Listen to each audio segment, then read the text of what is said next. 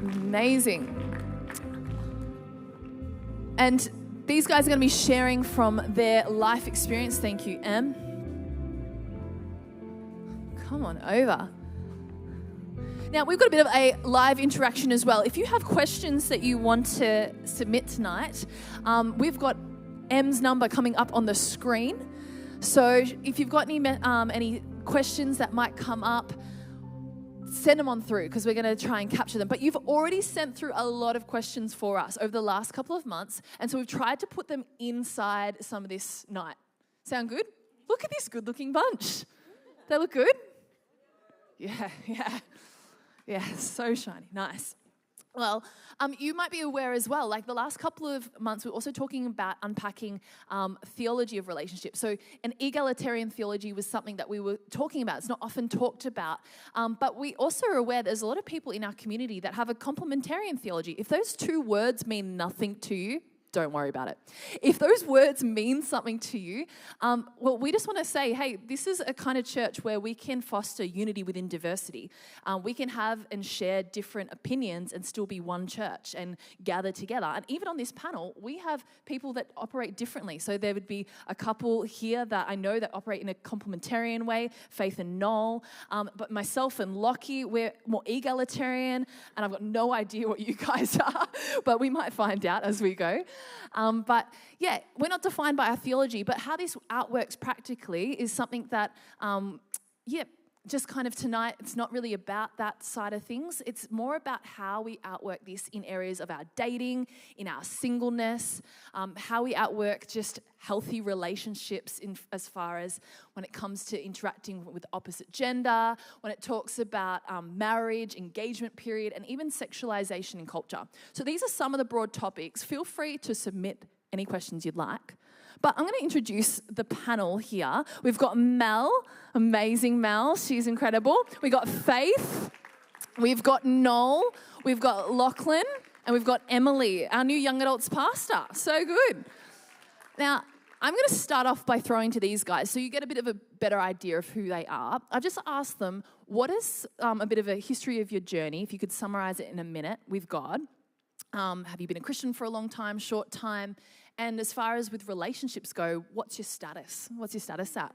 Hit us, Mel. Okay. Good old tricky mic. Hello.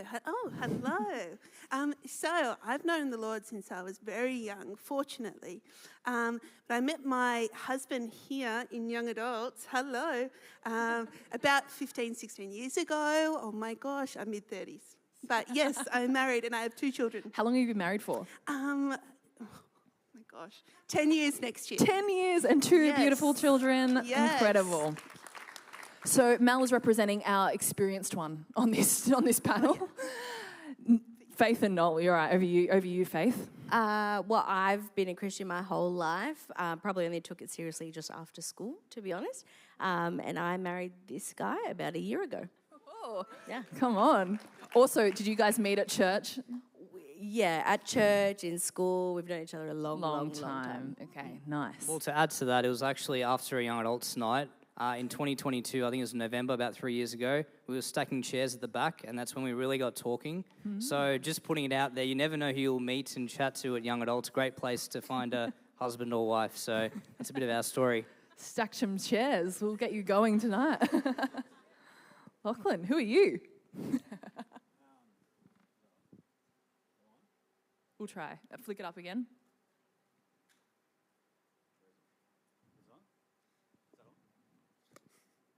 Hello. Hey. I actually grew up not in the church. I come from a family that didn't know Jesus. I didn't have anyone around me that knew Jesus. I lived in the world. I lived in sin even though I didn't do it. I was stuck in masturbation. I was stuck in pornography at the age of 10. Lost my virginity at the age of 15. Started drinking when I was 15. Started taking drugs when I was 17 and just really pushed myself into some really dark places for a big period of my life. And in 2021, after a really big low point in my life, I picked myself up and started to change so many aspects of my life, the way that I thought, the way that I talked to people, the way that I treated myself, the way that I treated other people, drug and alcohol free, just so many things that have changed about my life. And then towards the end of that journey, finding Jesus and understanding that he was the one that was helping me through that whole process. So I've been a Christian now for just over a year, and it's been incredible. We also met 3 weeks after he became a Christian, so not long. Definitely advisable. I have been a Christian for 10 years, so grew up also in a non-Christian home. Did lots of exploring, I suppose, and then ended up meeting Jesus. Since I've become a Christian, I've been in some Christian dating relationships, maybe some other relationships that didn't honor God as much as I was kind of becoming a Christian and kind of finding my way. And I am at the moment in a relationship. So, yeah. Nice. So good. So I wanted to start off by kicking off a question just about singleness and like how do you know that you're ready to kind of step out of singleness, that season, and what can that look like? Oh, we got a Mikey. So Faith and I, we just celebrated 1 year of marriage. Which Yeah. And it's a great season, right? But if I look back at my singleness, and I was single for about, I don't know, was it 24 years of my life? And that was just as good as a season at that time. And what I want to say to all my single friends out there is being single doesn't mean you're less than. It doesn't mean you're only 50% or halfway there. Actually, you are created God's image. God's got a plan for you. Your whole, there doesn't need to be anything else on you. So I just want to start by saying that. And so when we ask, are we ready to start dating or look elsewhere? I think some questions we have to ask ourselves are, how's our relationship with God? Are we close to Him? Are we hearing Him? Because the reality is, your marriage is only as good as your singleness. And, your marriage doesn't improve. Your life, your singleness, it just exposes who you are, right? So when you're single now, it's a great time to work on yourself. In Matthew 22, verse 37 to 39, the two commandments, Jesus gives us. One is love God, and the other one is love your neighbour as yourself. And if you kind of look at that one really closely, as yourself, right? So if you don't love yourself, how are you going to love your neighbour? And so my encouragement is make sure you love yourself. You've got a good relationship with God before you go and know that dating and marriage, it's a commitment. That's brilliant. Oh, great advice, straight up. Love that. So we need to also remember, in Christian community, sometimes dating can be like really scary because it's like you're kind of dating in front of everyone. Everyone knows everyone in the community and you're like, oh. But like sometimes this really causes us to be really hesitant as well, to just actually start to get to know someone. Ask someone out for a coffee. Like a coffee is not marriage. And so you're allowed to kind of actually do that. I don't recommend doing that with a lot of people at the same time. That's really not what we're going for. But like intentionally trying to get to know someone, you're allowed to actually kind of step out and do that. That's actually the only way. So have some fun, get to know each other, go out and that's what I reckon anyway. So sometimes though, this can get like a really interesting period of our time. We're like hanging out, we're friends, or are we? It's like, is this a situationship or like what's going on here? So wanted to ask, when friendships kind of turn into this kind of, we're friends but with a little bit of benefits, hanging out a lot but not really committing, what can we give advice for in that area? Oh, situationships. It's so real, right? There's so many people that I think find themselves with friends that kind of it's going a little bit further and you end up in a bit of a grey zone. And I struggle personally. I struggle with the grey zone because I think it's really hard to know where you stand with someone. But I think there should be a timeline to this kind of grey zone situationship because I think it extends out and then you almost get to a point where you're not honouring the person by just being up front. And I think when I was thinking about this and just sitting on like, why do we do this? Because it's really common. I think the thing that I was coming to is it's kind of a fear of rejection. I think a lot of the time it's too afraid to step out because it might go wrong, but at the same time we'll just kind of hold our cards and sit in it. So I think it's something that the honour I think in that relationship can go because there's no clear boundaries. Are we friends or are we being honest and dating each other because we like each other? So yeah. Yeah, and so I think around that as well, like if we're a guy hanging out with a girl or a girl hanging out with a guy and it's just you two, like there comes a point where you probably need to talk about it.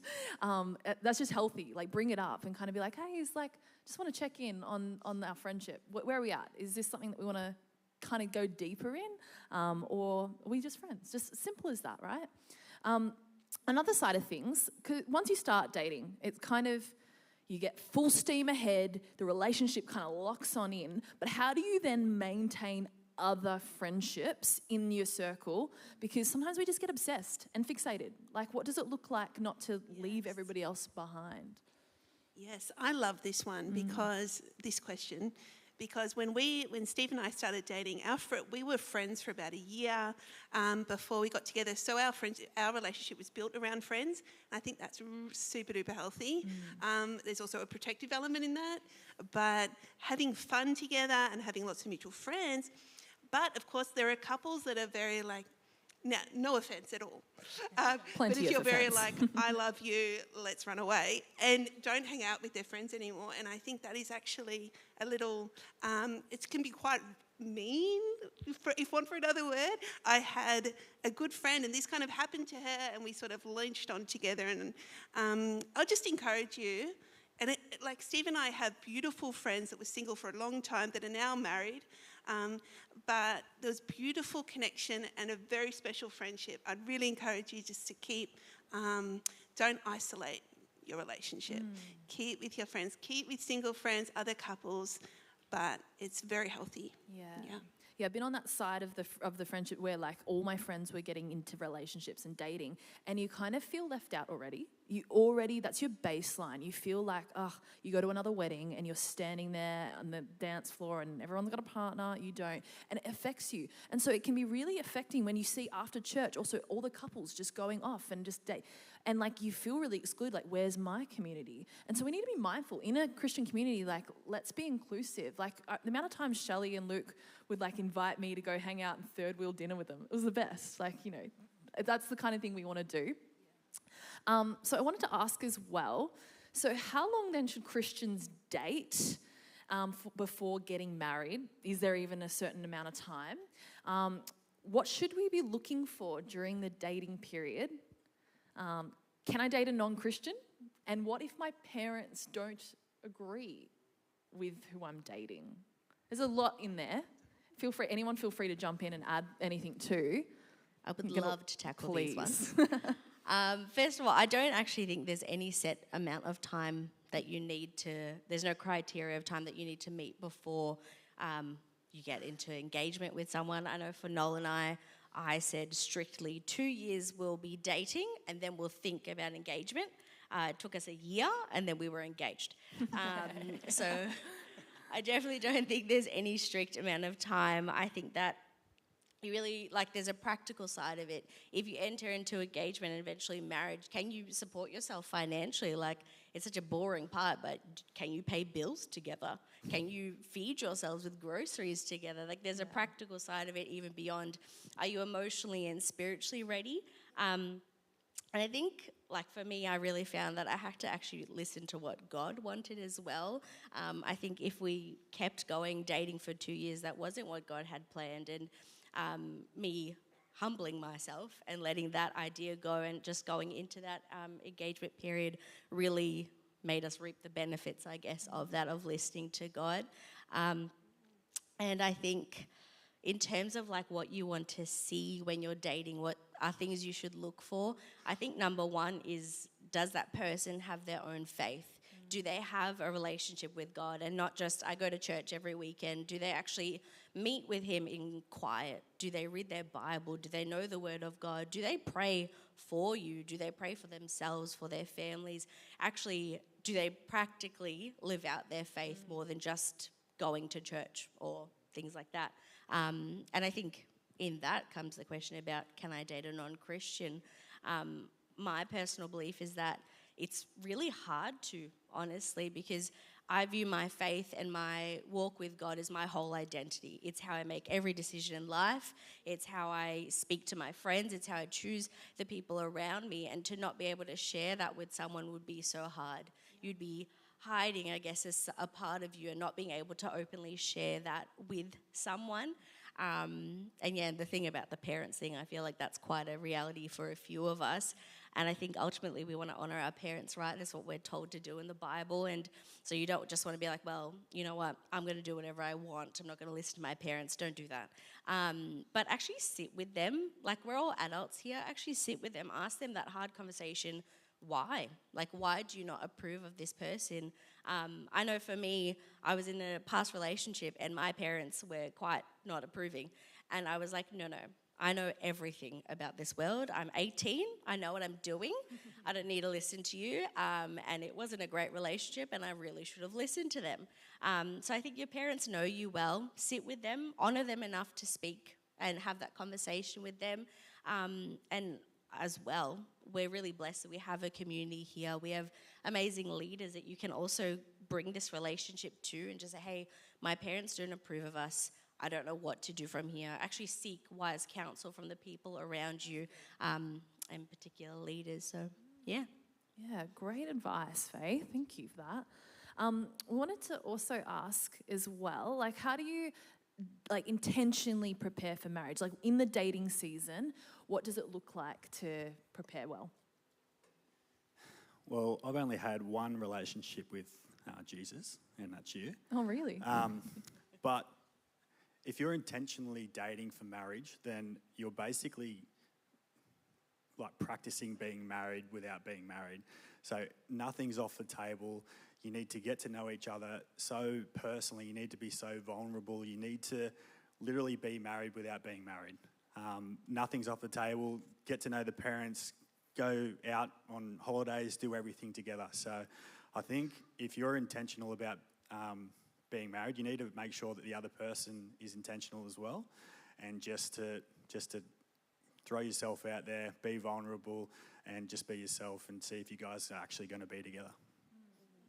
Yeah, that's a good one. And we'll get into that topic a little bit deeper about like what are the boundaries then that we have when traveling together, and what does that look like? Because in Scripture we can hear it says Ephesians 5:31. It says, "For this reason, a man will leave his father and mother and become united to his wife, and the two will become one flesh."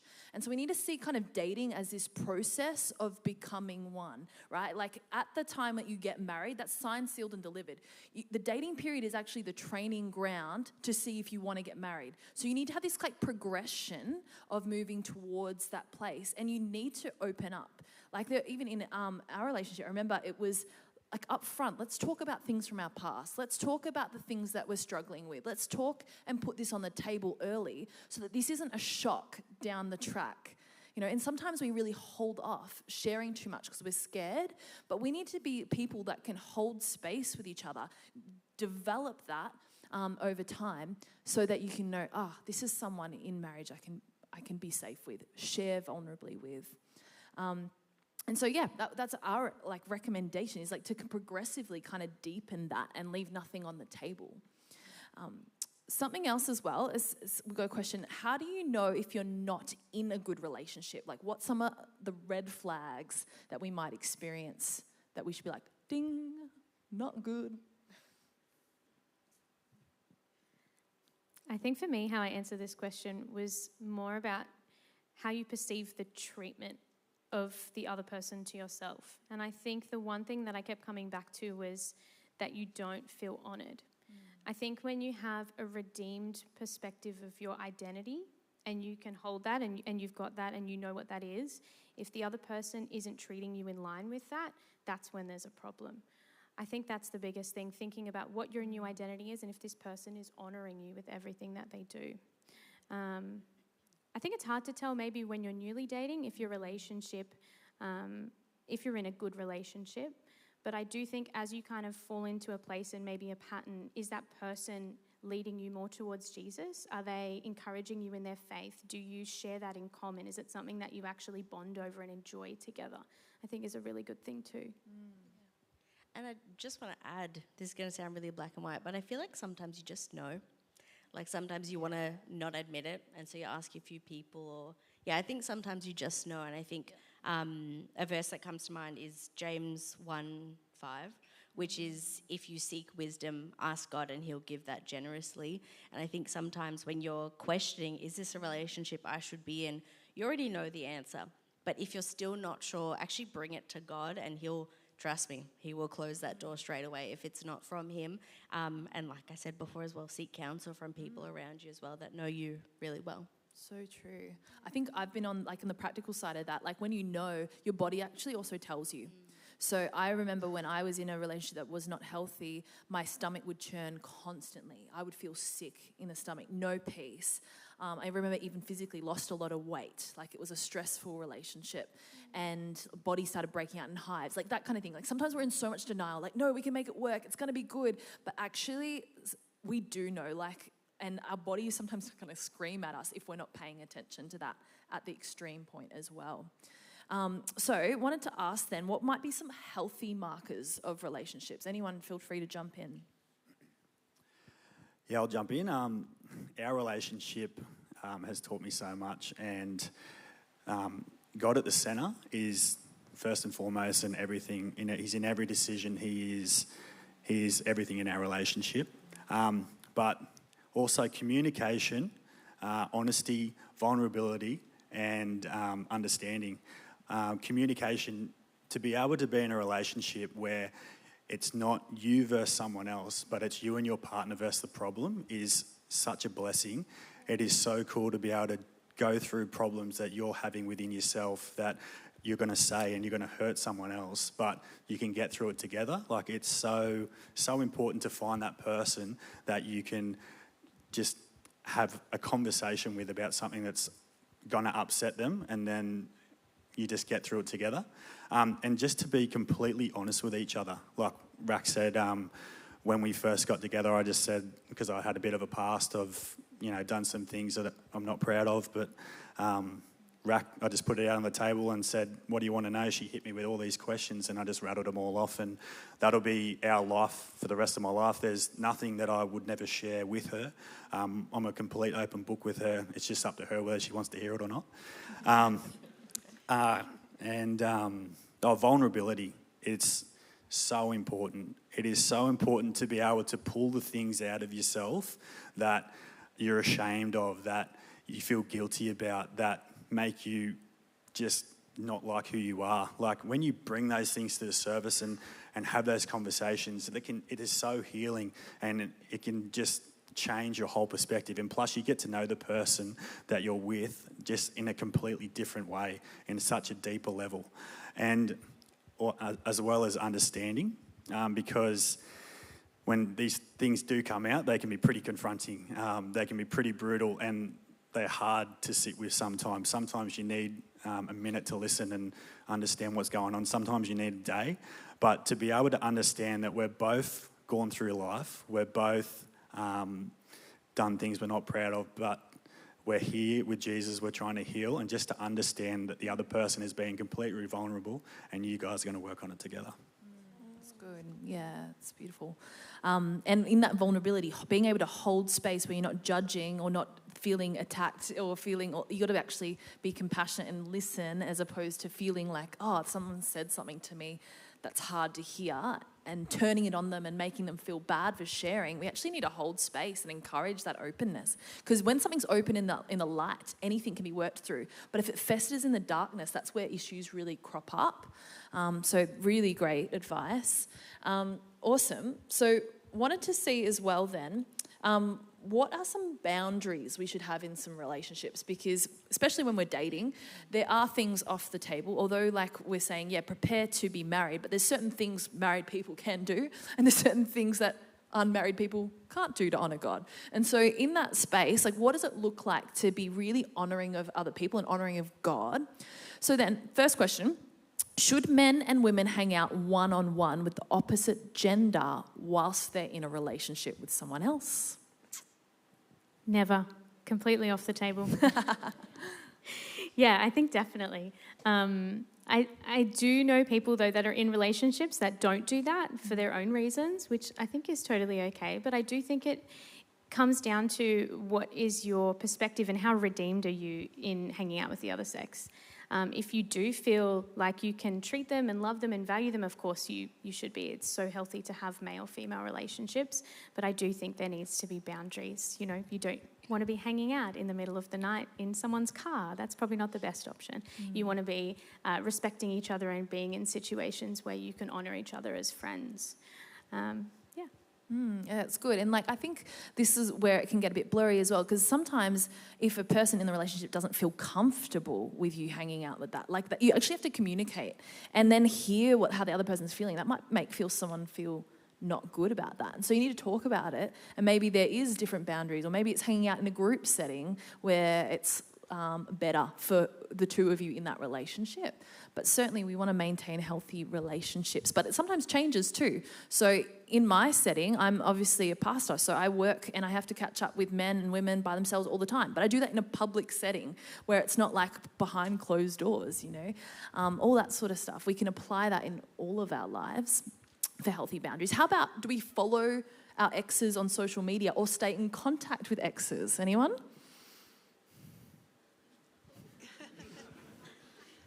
I can't imagine there's a reason you have to be honest. Like, what are you going to gain from following them? That's it. Mic drop, okay. Sorry.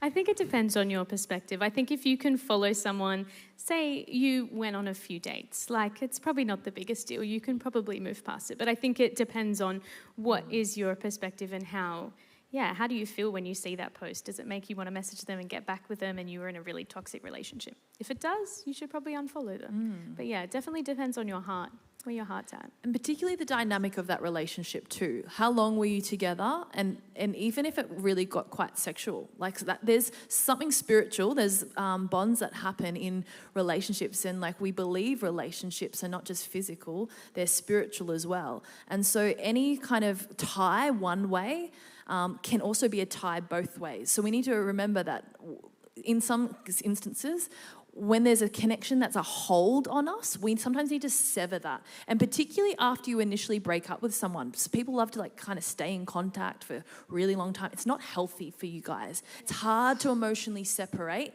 when you're constantly in contact. So it's actually really healthy to actually, okay, we need some space to reset. Yeah, you might return to friendship down the track, but you need to kind of have that break, that proper break. And that's just, every situation is different, but this is just kind of from what I've personally experienced as well. How about another question I wanted to ask? How are we going so far, guys?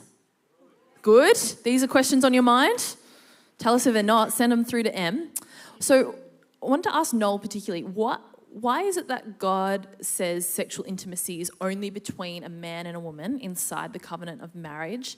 And how to set up boundaries, kind of keep accountable in relationships, even like traveling with your partner or staying at the same place as your partner? Yeah, great question, Rack. And if you're taking notes, here are some gems that you can hold on to. So 1 Corinthians 6, verses 18 to 20, it says, flee from sexual immorality. Doesn't say, just come close. It says flee, like run, yeah? All other sins a person commits are outside the body, but whoever sins sexually sins against their own body. Do you not know that your bodies are temples of the Holy Spirit who is in you, whom you have received from God? You are not your own. You were bought at a price. Therefore, honor God with your bodies. And so just know Jesus died on the cross for us so we could be free from sexual sin. He's actually empowered us to run away and to be free. And so I think it's really important that we understand that. But I also want to share this other quick promise that's in the Bible, Proverbs 5, 18 to 19, and this is for all the married people here, or one to look forward to when you're married. And that says, let your wife be a fountain of blessing for you.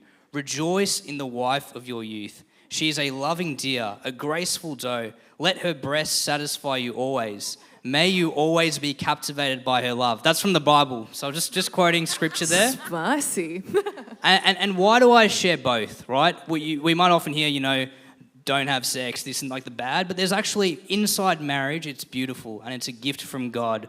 And Faith and I, we were very blessed to do boundaries very well, to enjoy, this side of marriage. And so here are some practical tips. Again, take some notes if you want. So if you're dating, this will save you, okay? Sit down with your partner and write down boundaries and be specific. It's going to be uncomfortable, but write it down on a notepad and then share it with someone who you can trust to keep you accountable and ask questions. And then make sure the boundaries are actually miles from where you want to be, right? Like if you think you're going to have sex, like don't like lie on the same bed, right? Don't even like lie on the same couch. Like take it miles further so it's not even an option. In terms of travel, personally for us, I'd say avoid travel where possible. And if you do travel with others and never sleep in the same room. I think that's just some good practical advice. And one thing that we can all practice as well in our heads is to know that our spouse or whoever we're dating, they're actually God's child, right? And if you marry them, God is actually your father-in-law. All right, so just think about that. So you don't want to cross any boundaries and upset your father-in-law. I think that's kind of dangerous, right? That's scary.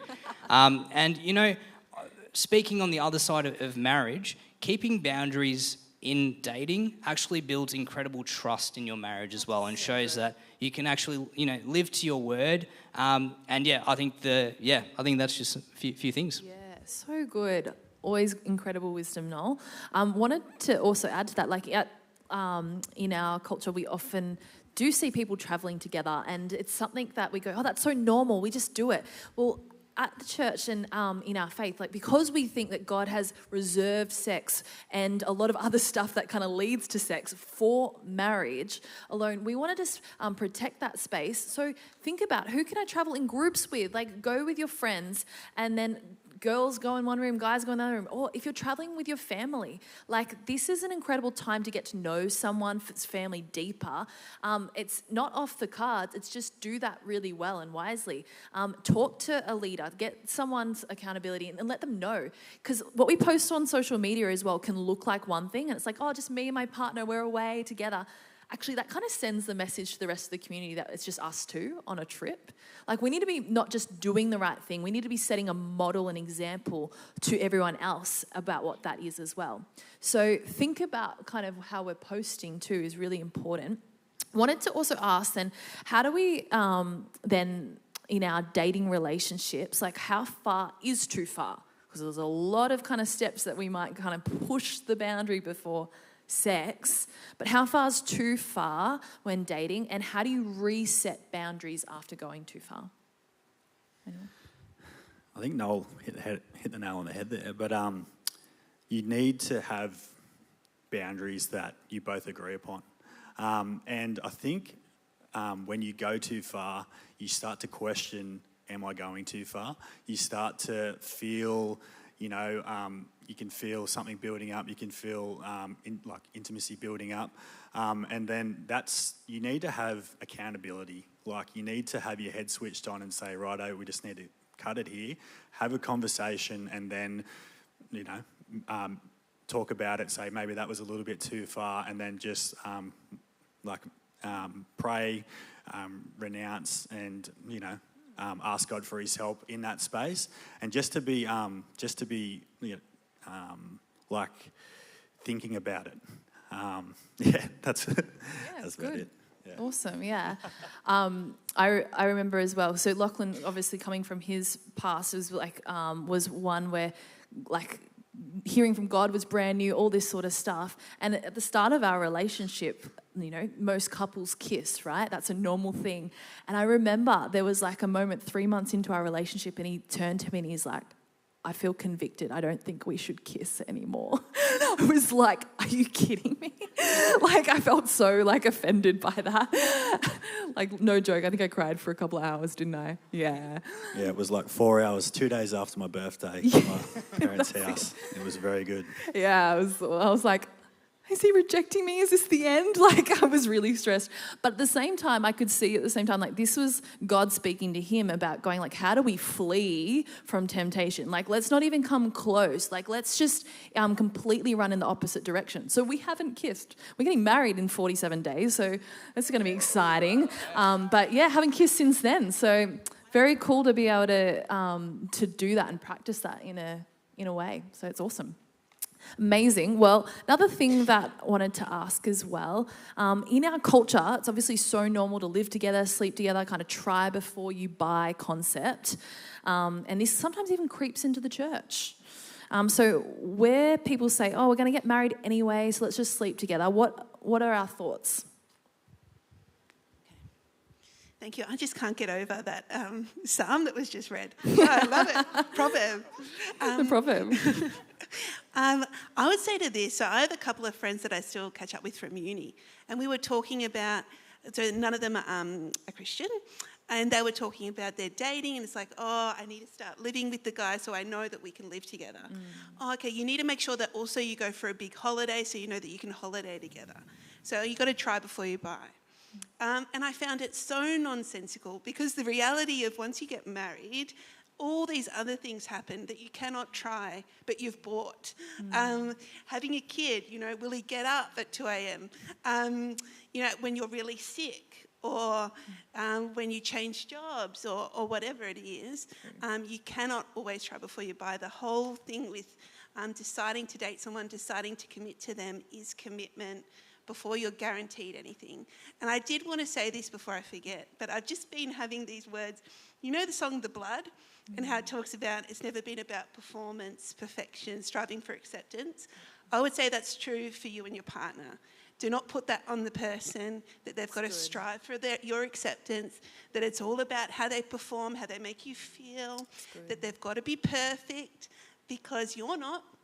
And God doesn't expect that of that person yet. It is a journey. And I would say got to be careful to hold grace very strongly and approach your partner in that same way. But yeah, you don't need to try before you buy, just buy and love them. That's good, Mel. You got to clap. I like it. Everyone liked that one. Okay, so then I wanted to ask as well, how do you grow spiritually as individuals and together in the dating phase as well? Anybody? Well, I think firstly, as individuals, you want to have your own walk with God first. I think Noel said it at the very start, like before you enter into dating, I think it's really important for you, I know, it's really important for you to have your own relationship with God. And that means having your own rhythms, whether that's getting up early in the morning and reading your Bible and praying before you go into your day, whatever it looks like. Are you seeking God's heart first as an individual? And I think you want, so that's firstly as an individual.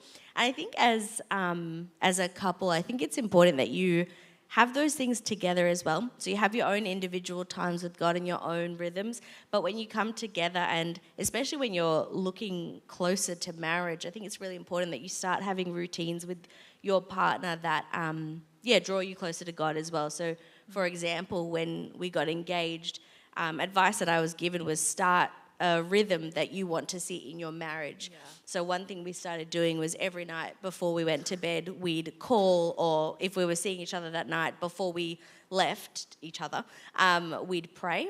And now to this day, we still every night before bed and before we go to bed, we just pray together. And that was really special for us. That was something we did, and yes. But there was something else, there's something else I wanted to mention, which was ultimately we look at each other as part of the body of Christ, right? And each person has their own purpose and their own calling that they're living out that God has given them. If you are living out your calling and you're continually seeking God and asking him, what am I doing today? How am I going to live out my calling today? And your partner is doing the same, it's actually, you're going to be so focused on doing that for God that you're not going to worry about relying on your partner's faith. Because I think that's a really big risk that some of us fall into, that you might grow so much with your partner and then their faith just becomes your faith. But you want to have your own, and I think consistently and constantly listening to what God has for you each day and really seeking his heart for you each day is going to stop you then just sort of being like, all right, well, when Noel's praying, I'll just pray with him. Or when Noel's reading his Bible, I'll just read my Bible with him. Or, I guess he's saying grace, I'll just stop talking and I'll just listen to his grace. You actually have your own heart for what God wants to do in you. That's good. Yeah, great advice. Yeah, very Love it. Another thing as well, so you're kind of moving, all right, from the dating stage to the engagement phase.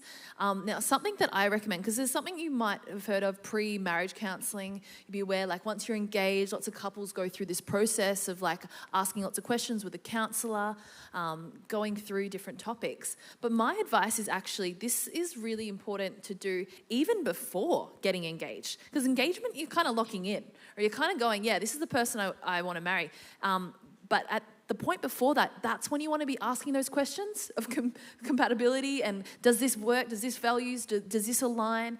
And so I would even recommend, before you even get to that stage of proposing, hey, initiate with your partner. Maybe let's get pre-engagement counselling. So then you guys have done some engagement counselling, I'm sure, pre-engagement or pre-marriage. What do they discuss in pre-marriage counselling? All sorts of things. But I tell you, ours we did here, and my husband barely said 2 words. It was basically just me babbling on about who knows what. Guys, stay engaged with the process. Anyway, they talked a lot about like personality and, like, say, extroversion and introversion. That was a big one for us. Like, he genuinely gets excited seeing people. I love people, but I need my one-on-one, my one time. Like, we were opposite ends. There were quite a few where we were opposite. And you may say that's incompatible, but I would say that's deliberate by God, because he wants us to learn from each other. So good. So we talked a lot about that, and family of origin. So my hubby is from India, came here when he was 10, and so there is that very obvious difference culturally, but also just how you were raised within that family, what you saw your mum and dad doing, and what is your idea, what's your expectation of what marriage will look like. So it was really good, and I think we should do one, like, post-marriage. Yeah. And, like, keep it going, keep those conversations going. But, yeah. That's so good. Yeah, counselling is not something we should be scared of. This is like a process of going through and helping someone, like, with someone else along that journey with us. I can't recommend it highly. They talk about finances, conflict, communication, sexual expectations, all those things in that topic as well. One thing as well is we need to be aware that whatever we carry into a marriage as an individual, we kind of carry into the marriage. You become one flesh. So what does it mean to kind of prepare so that we are, we're not ever perfect, but we're aware that what we're kind of bringing into the marriage, we want to lighten the load for the other person, not make it heavier. Anyone want to share on what they did as individuals to prepare? I think the biggest thing when you go to become one, to Rack's point there, I said to Faith, I wouldn't use this analogy, but if you have an egg, a good egg, and a rotten egg, and you make an omelette, it's still going to be a rotten omelette, right? So we have to be really, again, just going back to the point of we have to really work on ourselves, right? And we have to make sure we are right with God, we're getting sharpened and discerned by God, because as we come together as one, we're now one entity. We're one body together, and we're going to be operating with Christ. And so I think the simple answer to this one is to know you don't live for yourself anymore. You actually live for the other person, and you're combining everything together. And that's not just just your time. It's your finances, your life. How you do things, how you spend your weekends, how you run your family, kids, everything. And so it's a big change. That's good. So awesome. Well, this means, like, we just need to be aware. We don't need to have everything perfect this side of marriage. Like, we can enter into a marriage, but we need to be aware that what we do come in with it, we're sharing the load. So let's try and work through our stuff as much as we can. That's a lifelong process. So something else that really even can creep into all people, single, dating, marriage, is sometimes, like, the over-sexualized culture we live in really impacts us. No gender is, what's the word? Avoidable? No gender is, like, Immune. Thank you. Thanks. There's like 3 people that helped me out with that word.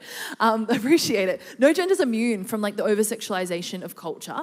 And so we need to be aware, like, okay, there's things like pornography, even movies can stimulate lust, there's books, there's all kinds of things. So men and women experience that sometimes lead to masturbation and all that kind of stuff. So wanted to ask as well, what then are some of the effects of an over-sexualized culture? Like, what does this cost us, and how does it change the way we view another person? I think it's a really big thing. I definitely think it almost takes out the humanness of a person. I think you take a person apart, you take their outside, and then you forget about the inside of who they are. You're really devaluing who they are as a whole. And I think it costs you a lot. It costs you your relationships with those with the opposite, in this instance, what we're talking about, the opposite gender. And you're basically using a man or a woman or as a commodity for your pleasure. So you're definitely devaluing and changing who they are and whose they are. You're not acknowledging that they're a child of God, that they're loved by God. They're someone with value, that God has placed value on that person. Yeah, so good. And so we often forget about that, but it's something we need to be mindful of. And so I wanted to ask as well, then maybe when should we bring up the conversation when we're dating about pornography? Is that something that a girl should initiate to a guy? Should a guy initiate that to a girl? How does that work in that kind of conversation? Well, I think first and foremost, have you shared that with someone else? I don't think your partner should be the first person you share it to. I think it should be someone of the same gender and someone that's, I guess, fought that battle and won. Like, they've gone through that journey of what it is to battle pornography and to overcome it as well. So I think sitting with someone that's done that journey, that knows how hard it is, but is also on the other side, that can speak truth and encourage and bring light to the situation. So I think that's really important. First, talking with someone else, with a trusted person.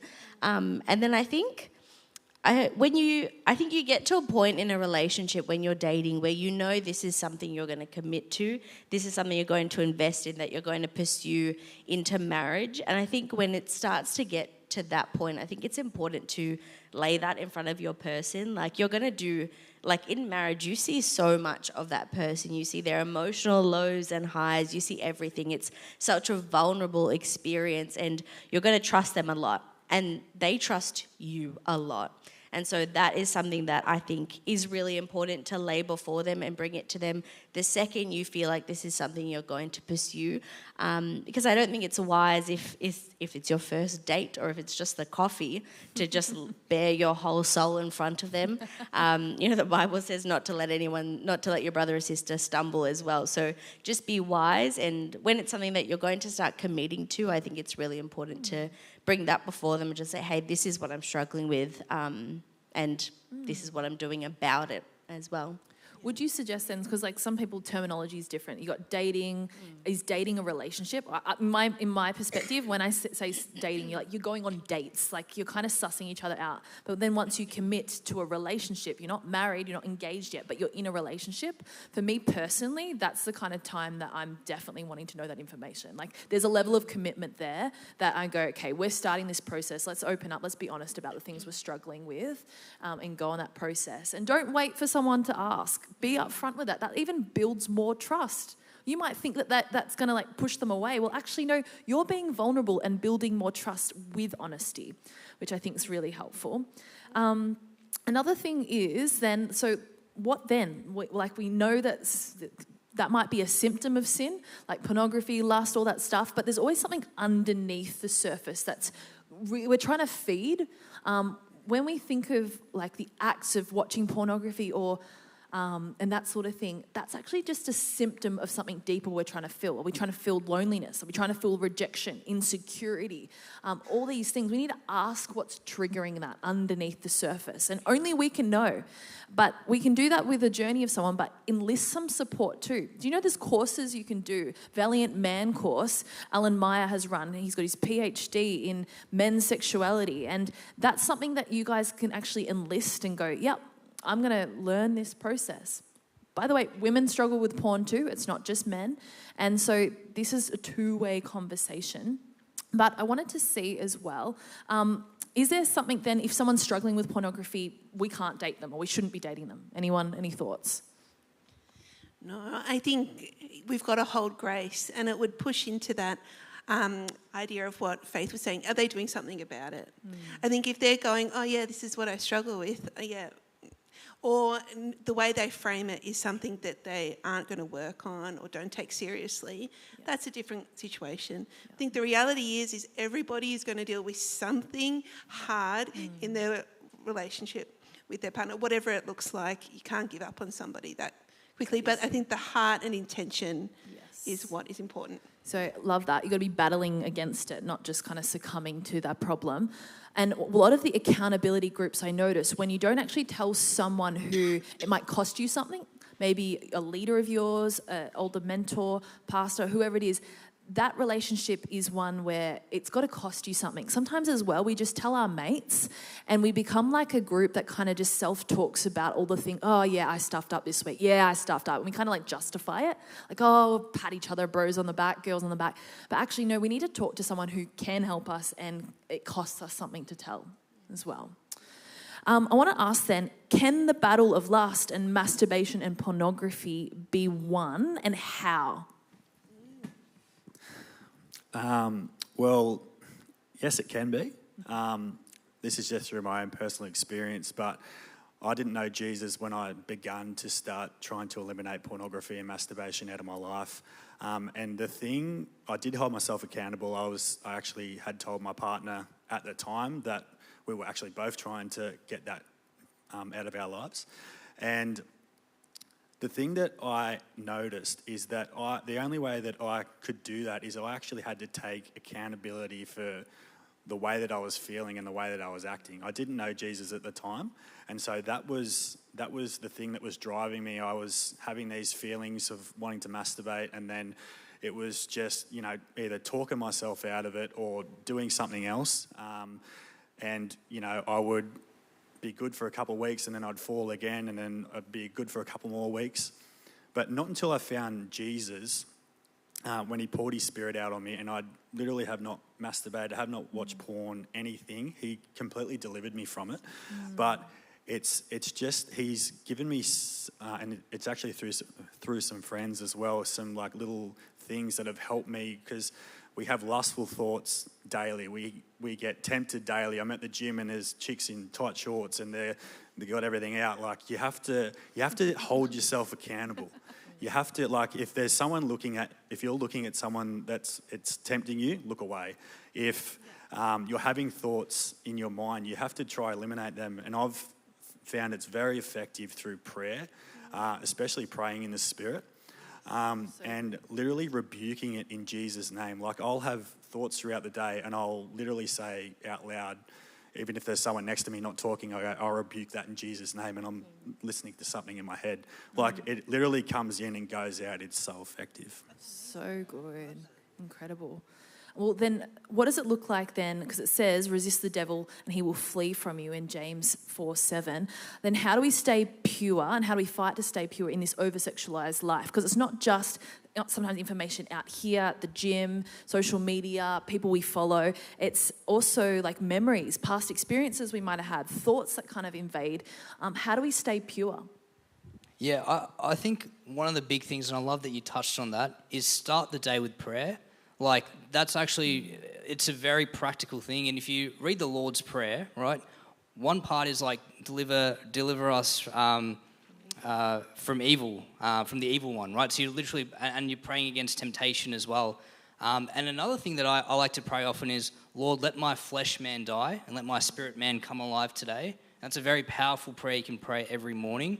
The next thing I'd say as well is live on purpose. Like, make sure you've got a vision for your day. You know what you're getting up to, what you want to achieve in the week, in the month. And when you live on purpose, it's actually, you're focused on what God's called you to do, and it's a lot harder to be distracted and look to your left and right.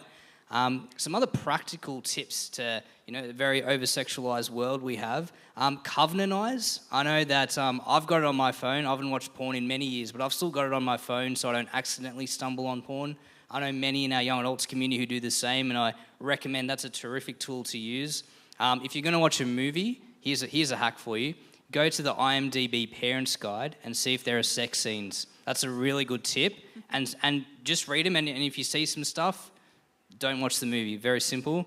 And then keep accountable with close people around you. And as Rak was saying earlier, like other leaders as well that you trust. Yeah, so good. Anything to add from anyone else? Yeah, I'll just touch on it.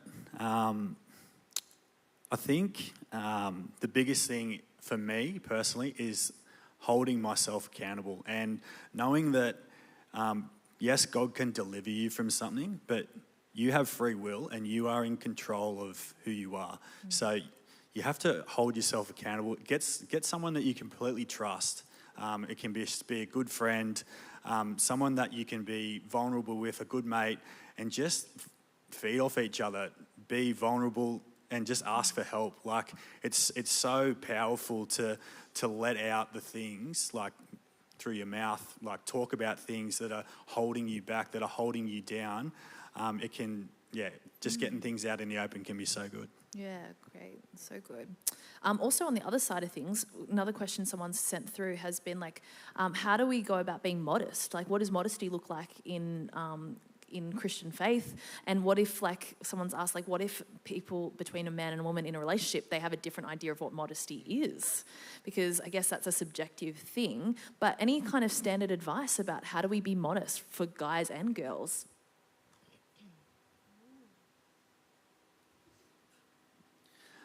I reckon it comes down to what you feel comfortable in, but also if you're wearing something or your partner's wearing something that makes you feel uncomfortable, then talk about it. And that's the biggest thing. You're there to go through life together, and the last thing you want to do is make each other uncomfortable. So just be honest and have a conversation about it. And we're also not called to make anyone else stumble. So we need to be not only, yes, as individuals accountable for what we're looking at, but we also need to be accountable as people for what are we drawing attention to. Like, we don't want to be stirring up things in other people as well. So I think that's just a general rule. You guys can work that out with Jesus' discernment about what that looks like. I wanted to move on to the topic of marriage now. So what's your advice to couples in the lead up to marriage to prepare? Something that really benefited us as individuals and as a couple is actually sitting with married couples, actually sitting with them, asking them questions that we had, even just hearing their experiences of first years of marriages. No one knows what marriage is like aside from married people.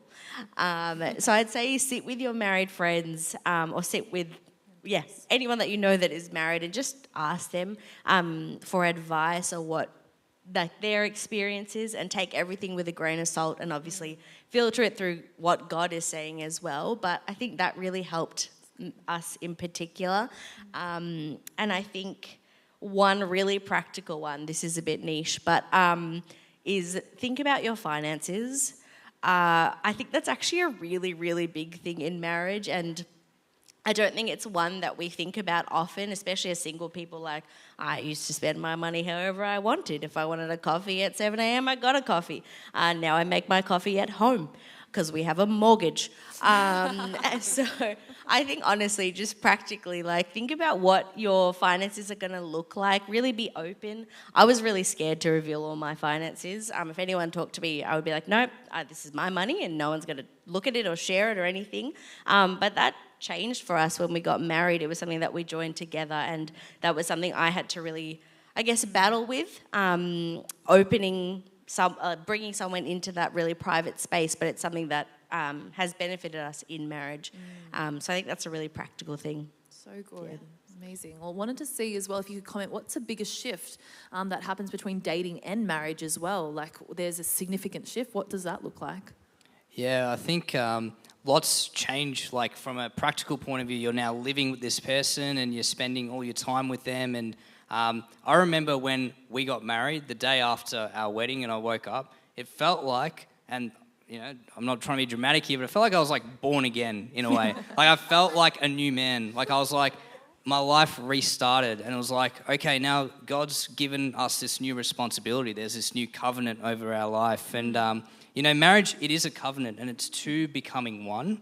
And in Ephesians 5, it's a great chapter. You can read through it. It talks about some of the different things that we can practice in marriage. But the verse that really stood out to me as a husband was, husbands, love your wives just as Christ loved the church and gave himself up for her. And that was a real challenge for me to go, all right, how can I really serve this person? How can I give my life up for them and sacrifice all the things that I want? And I'd encourage you as well, as you shift into marriage, now you've got the authority to pray for each other, pray for your family, for your legacy, break any generational curses. You can do that while you're single as well, would highly recommend. But pray together and know the enemy doesn't like marriage, And so be praying against it. God wants you to win, and know that there is a big difference when you step into marriage. It's a new life. Yeah, thank you. It's so good. Just wanted to ask as well, Mel, you've obviously been married for a lot longer than any of us. The next of the highest amount was 1 year, which is already so significant. But 10 years, that's a huge amount of time. Thank you. Well, could you share what maybe are some unexpected challenges you might face in a marriage that are not often talked about? Also, how do even relationships develop and deepen across time and change across time? I must say, I think, and I mean this definitely, that each day has gotten better. I have to say that I really want to honour my husband in that way, but it does. And I think that's God's amazing plan, because you have to learn selflessness. For me, it was having kids. I don't know where you guys are at with all of that yet, but it's huge. For me, that was huge. Getting married was glorious, and then having the kid was like, because it does really put a pressure on you physically and emotionally, and working through that. But I would recommend, a bit like what Faith said, get other married couples with you and keep talking. We had a great more appreciation for our parents. If you've still got married parents at home, or if you have a married couple, come talk to me and Steve. We'll talk. Faith and Noel will talk to you. But get married couples around you, people that are ahead of you, to speak wisdom, to speak encouragement, to speak life over you. We've got some great, my sister, my brother-in-law, and I think family is extremely important. But I would just make the most of anyone older that you can trust, to learn from and be honest with. But yeah, having kids is full on. But God's good and brings us through. That's good. He deepens it as you go, and you learn more constantly. Lifelong learning. Yes, and I would say it sort of shifts, because I think ultimately, when Jesus says, what greater love has a man than this, that he'd lay down his life, I think that's kind of the direction you go in life when you're walking with the Lord. You become more and more selfless. Your fleshly man dies and your spirit man comes out. And there's pain in that, but it's good pain. You learn to die to self. And I would encourage you not to run from that, but to embrace that. And it's hard, but it's so worth it. And when you're together, and even to the note of dating someone who's not Christian, I would say, why choose to lose that glorious part of life of connecting with somebody, praying with somebody? Yes. Which house should we get? Let's give it to the Lord. Where should we live? Let's pray about it. Why take that away from yourself by dating someone who doesn't know him? That's what I would ask. Yeah, so good. Thank you for all that wisdom. I think just be aware, in our community, we also have married life groups, and we've got single life groups, we've got mixed, all kinds of things. But for every different season and stage of your life, we're here to support you and to grow and journey. And that's just a single step of hey, I need some people to do life with in whatever season I'm with. Reach out to us. But I wanted to just say, right at the end, in every season of our life, it's an opportunity to glorify God. We sung this, Jesus is the center, have my whole life for your glory. And so often we think, single season, that's my time when I can give a lot more to God because it's just me and the Lord, and I can serve here and serve there. Well, in fact, it might shift in the way it looks. It might look a little bit messier when you're married with kids, but in every single season of our life, we're called to serve our Lord. This is our living purpose. Our purpose is not marriage. We can live a fully purposeful life in a single state because our purpose is God, our purpose is serving Him. And so we need to be consistent with that in whatever season that looks like. hey, I'm going to serve God in singleness, dating, engaged, married, with kids, empty nesters, retirees. You never retire from serving Jesus. We go from glory to glory to glory to being in his presence, and that's the trajectory we should be going on in every season.